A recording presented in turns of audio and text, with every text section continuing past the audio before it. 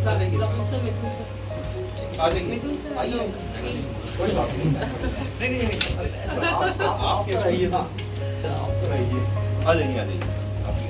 मिथुन sir,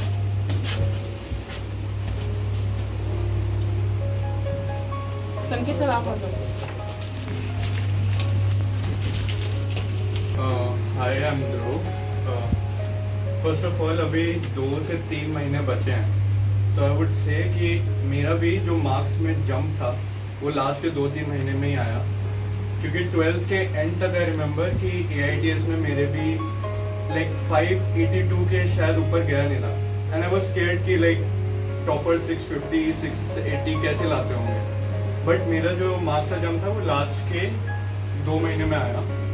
हमारा different all India नहीं, all syllabus test होते हैं ना, वो डेली बेसिस पे होते थे, ऑल्टरनेट डे बेसिस पे होते थे। मैं सर को खुद जाके बोलता था कि सर मुझे और टेस्ट पेपर दे दो, और अगर आप में से कोई ज़्यादा इंटरेस्टेड है कि बाकी पीयर से, मतलब रूम में 10 लोग हैं, मुझे सबसे ऊपर करना है, वो ड्राइव आपको खुद से आना चाहिए। तो आपको सर, सब लोग राहुल सर से बात करोगे, वो आपको टेस्ट पेपर प्रोवाइड करेंगे अलग से, जो बाकियों को प्रोवाइड नहीं हो रहे। तो जब मैं, जैसे हमारा ऑनलाइन होता था, अभी तो तुम्हारा ऑफलाइन है, तो which is a good thing, क्योंकि हमारे टाइम पे क्योंकि सब ऑनलाइन पेपर दे रहे थे, आई मेड अ पॉइंट कि लास्ट 2 महीने में मैं आकर टेस्ट दूँ, और मैंने डेली आकर, हम बस 3 जो, ये आकाश, मैं और मेरा एक और दोस्त दामोदर, हम 3 रेगुलरली डेली बेसिस पे आके इधर टेस्ट देते थे। मीनवाइल सब लोग घर पे देते थे, और मैंने अपने लिए एक और रूल रखा था कि मैं 3 घंटा नहीं लूंगा,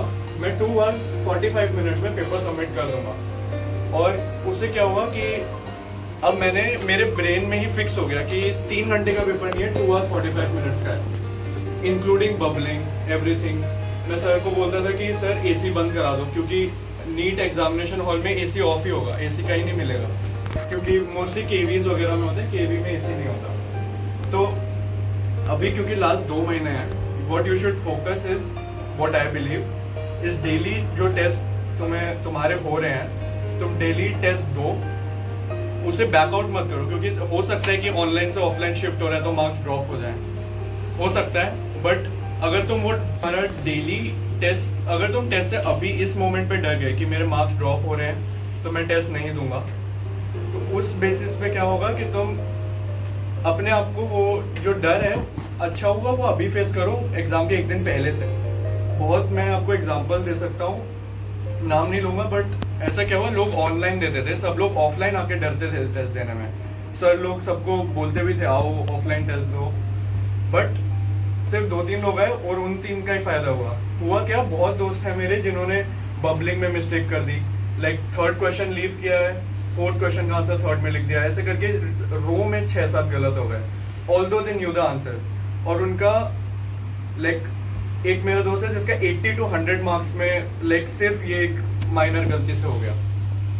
तो अगेन आपको एग्जाम डे देखो, अब सब लोग 2 साल के लिए पढ़ रहे हैं, सब लोग सिलेबस कैसे ना कैसे पढ़ लेंगे, एक बार पढ़ लेंगे। It's all about multiple revision, daily offline test देना, जो वॉच तुम एग्जाम के दिन पहनोगे वही वॉच पहन के रखो। Two other things I can remember जो मेरे दिमाग में आ रहे हैं। एक है कि एक फिजिक्स के लिए स्पेसिफिकली एक नोटबुक बनाओ, और उसमें जो तुमसे पेपर में गलत हो रहे हैं वो क्वेश्चन लिखो, ऑप्शंस लिखो, और सब्जेक्टिव वे में उसका आंसर लिखो।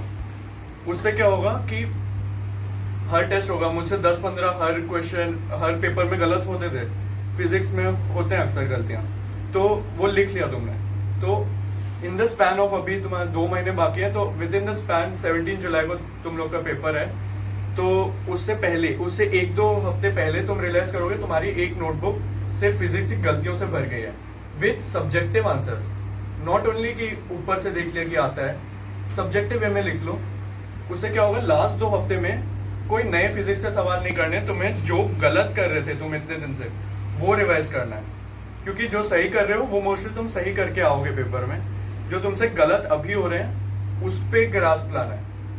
And that is how like I also saw increment in my physics marks, क्योंकि मेरा बायो ठीक था, मेरा केमिस्ट्री ठीक था, मेरा physics was my strong point. वो कैसे हुआ, बस ऐसे कि जो गलतियां हो रही है उस पर इम्प्रूव करो, जो सही कर रहे हो वो तो सही करोगे। And the last thing is मेरा एक दोस्त था, उसके साथ मैं डेली रात, क्योंकि लास्ट 1 महीने में सिलेबस इतना ज़्यादा है, डेली का डेली नहीं पढ़ सकते हम पूरा, क्योंकि time is less, syllabus is more. So what you should do, इसकी एक दोस्त होगा, कोई कोई भी एक ऐसा तुम्हारा दोस्त होगा जो तुम्हारे जितना ही ड्रिवन है कि मार्क्स लाने हैं, मुझे गोवा टॉप करना है, कुछ होता है लोगों में, तो एक ऐसे दोस्त को पकड़ो तुम, और what you do is रात में what I did was 8:30 to 10 1.5 hours मैंने उस दोस्त के साथ डेली ऐसे हम एक दूसरे को क्विज करते थे कि तू ये वाला चैप्टर पढ़ गया, मैं ये वाला चैप्टर पढ़ के आऊंगा, फिर एक दूसरे से क्वेश्चंस पूछेंगे क्विज। तो उससे क्या हुआ, और हम एक दूसरे से वैसे ही क्वेश्चन पूछते थे जो दूसरा वाला गलत करेगा। तो उस चक्कर में हमारा जो चीज़ें ऊपर से सब मिस कर देते हैं, हमने डिटेल में कर लिया था। मैंने, जैसे मेरे भाई है और मेरे मम्मी पापा हैं, मैं उनको वो रिवीजन बुकलेट देते हैं आकाश में, I don't know if you got it, but हमें भी दिया था।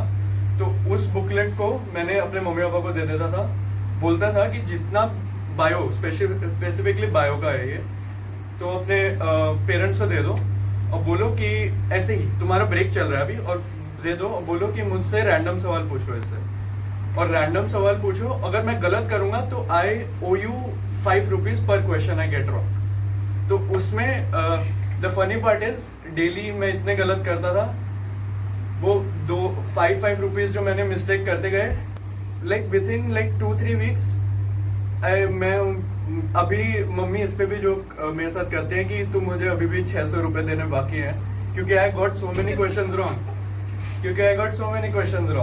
But the thing is last में क्या हुआ, सब चीजें सबने पढ़ी थी, बट वो 3 घंटे में याद आना जरूरी है, क्योंकि पेपर के बाद रियलाइज होता है हाँ ये तो कहीं पढ़ा था मैंने, और फिर वो सारी चीजें बहुतों के साथ होती है। बस प्रॉब्लम ये है वो टिप्स पे नहीं है तुम्हारे, एंड दैट इज इट। 17 जुलाई को सब जो भी स्टूडेंट टेस्ट देने वाला है, सबको डर लगने वाला है, सबको, किसी को उल्टियाँ होंगी, किसी को स्वेटिंग हो रही होगी, कोई, सबको होता है, मतलब मुझे भी हुआ, सबको होगा ही होगा, उसको अवॉइड नहीं कर सकते। उससे बेटर डील करने के लिए मैं अपने लिए 10 मिनट मैंने बस अपना एक्सरसाइज के लिए भी अलग से रखा था, क्योंकि मैं 2 हफ्ते लॉकडाउन में सब पढ़ाई कर रहे हैं, एक्सरसाइज कौन करेगा। एक्सरसाइज मैं क्या करता था, मैं स्किपिंग करता था। उससे क्या हुआ, मेरा जो कार्डियोवैस्कुलर एंड्योरेंस होता है वो बेटर हो गया, क्योंकि लास्ट दिन में मेरा सबका दिल धड़क रहा है, बट मेरा उतना नहीं धड़क रहा, उतना तेज भी नहीं धड़क रहा। तो I had more control on the situation. I felt that is like a 1 point I should mention, कि आपको अपना फिटनेस भी देखना है। लास्ट में जाके तबीयत खराब हो गई तो आप जितना भी 2 साल पढ़े हो सारा खराब चला गया। I'll just add to his. इसने जो बोला हमने वही strategy there is some specific things like you need to focus on and like जैसे इसने कहा कि तुम्हें पढ़ा सब होगा पर you won't be able to recall. So if anybody has heard about this method called active recall, if you all study about study strategies, so what you do now, आपने जो भी टेस्ट आंसर किया है, जितना भी NCERT से पढ़ा है, every night just dedicate like 30 to 45 minutes and recall the whole day. Like मैंने ये टेस्ट दिए थे, फिजिक्स में ये क्वेश्चन गलती हुई थी, and what was it and what was the concept behind it. Okay, तो ये जब आप अभी 1 महीने पहले से ही रिकॉल करना शुरू करोगे तो एग्जाम में कोई प्रॉब्लम नहीं आएगी कि रिकॉल करने में। ओके, और फिर ये जो क्वेश्चन बुकलेट बोला था, I also had made one at the really and, the end part. So what you should do is, जैसे तुमने अटेम्प्ट किया था क्वेश्चन, तो उसको लेफ्ट साइड में लिखो बुक के, make the book into 2 parts, make a centre line and what ever you attempted put it on the left side, और जो सही क्वेश्चन सही आंसर है उसको सब्जेक्टिव वे में राइट साइड में लिखो। तो आपको पता चलेगा कि आंसर क्या है, और when you revising you know what you attempted for the first time. तो ये दोनों चीज़ आपके माइंड में रहेगी। NCERT जो मैप्स मिली है ना, वो बहुत बढ़िया टूल है। जूलॉजी की तो यूज़ ही करना, जो जूलॉजी के चैप्टर्स है उसमें से कुछ 2-4 पॉइंट्स मिसिंग रहेंगे, those points you can add on your NCERT map, और एग्जाम से पहले बहुत हेल्पफुल होएगा, बहुत रिवीजन कर सकते हो उससे, रिवीजन फ्रीक्वेंसी बहुत बढ़िया। That's it, thank you.